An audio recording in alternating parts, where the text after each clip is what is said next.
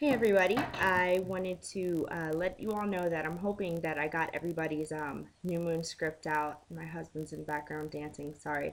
I hope got everybody the New Moon script that's asked me so far. If I haven't, if you could just write a message to me again, just in case, because I've looked through all of the comments and the messages to make sure that I sent them all out. And I think I did, so just in case, if you didn't get it yet, just let me know. Um, Stop. Okay. I'm sorry.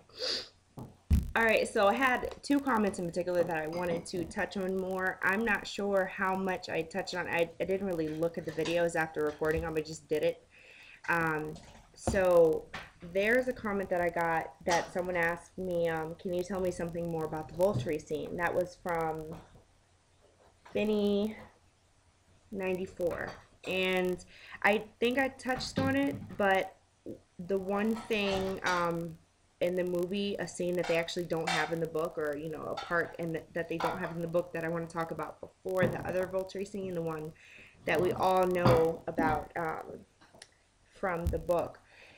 Yeah, and like I said, I think I talked about this, but in the script, it talks about how Edward is describing what the Volturi are to Bella, and he's talking about it right before the birthday scene. He brings her into Carlisle's office because, as we all know in the Twilight movie, he didn't do that like he did when he brought Bella home in the Twilight book and showed her his family and everything, introduced them. He didn't bring her into the office like he did in the book. So he does this in the second book. And there were a few things that I was wondering why they didn't do that in the movie. Like they took out a few scenes, or they just didn't mention a few things, like Jasper and his mood control. They mentioned that in the new movie, but they didn't in the last one. So they kind of clear some things up that if you hadn't read the book, then watching the movie you'll understand, like with Jasper's mood control and how vampires, like they touched on the break, how you kill vampires, like tear them apart and burn the pieces. They touched on that when they were killing James or right beforehand, but he talks a little more in this movie about how it's really hard to kill vampires. He says, I knew it wasn't going to be easy if I had lost you and James had nearly killed you. So he talks about that and he says, humans have it so easy, just like in the New Moon script.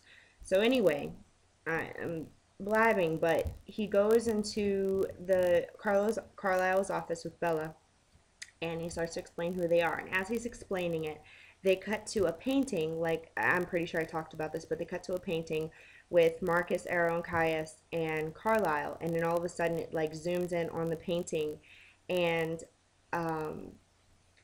when it zooms in on the painting, it's like the painting comes to life, and all four of the figures like start to walk, and they all go to sit in their, like, I guess thrones you could call it, except for Carlisle. Like he stands on the side with the rest of the Volturi guard, and they have a rogue vampire that I guess, Edward's explaining, you don't mess with the Volturi unless you want to be killed, or you don't make them mad.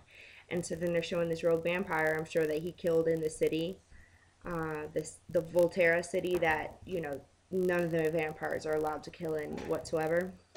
So Arrow, being the kind one, as they call it, although he really has no mercy, I don't think he even asked the dude a question or anything, the vampire. He just really easily cuts his head off. He just kind of like rips it off really slowly. That's how it explains it in the script. And of course, Carlisle, being the person he is, he just kind of goes like, he looks away. He doesn't want to see it happening. Nobody else cares. Jane and Felix is there, and they all find it rather amusing, or they're just bored. They're not, in any way affected by it negatively.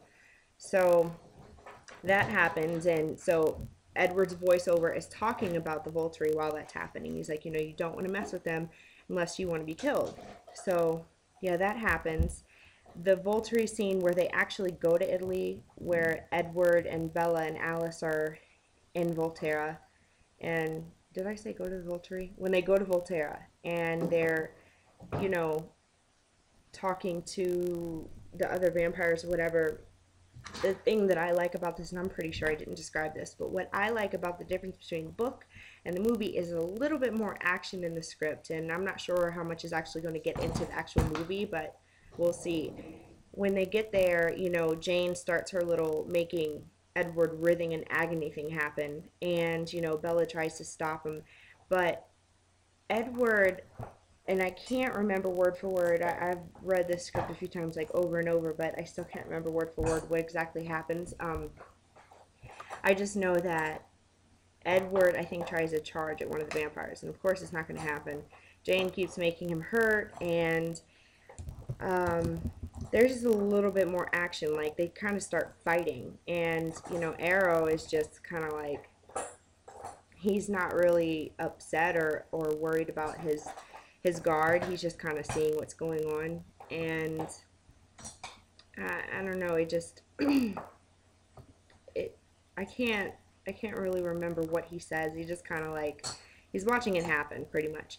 And Alice, is freaking out, and she's like, no, no, no. Oh, that's why they start fighting, because they're like, well, Bella is a human. She can't go home not knowing, and they had said that in the book, but they were either going to kill her or just go ahead and make her a vampire. And they're like, Alice said, I've already seen myself killing or making her a vampire, so please, don't hurt her. They were like, oh, well, do it now. They didn't do that in the book. So they're pretty much like, I guess, calling her bluff, and they're saying, well, if you're supposed to kill her and make her a vampire, do it right now.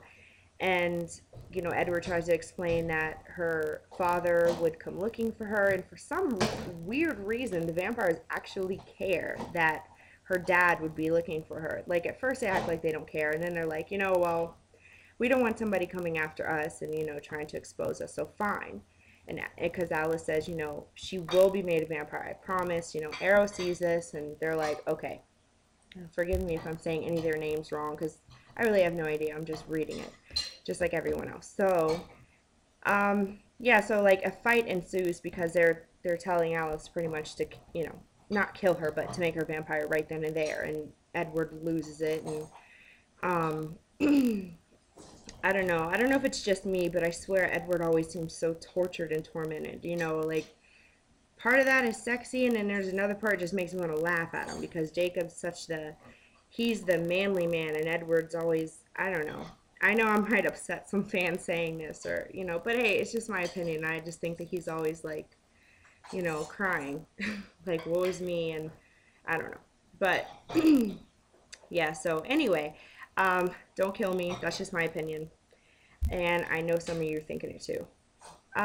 So that is the Volterra scene.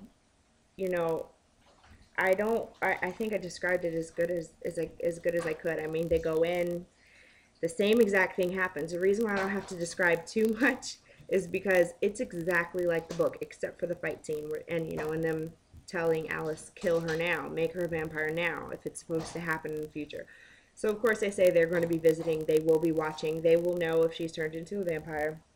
One thing somebody asked me that I think I already talked about, but I'm gonna say it again just in case. Somebody asked, can you tell us a scene where Bella thinks she's dreaming?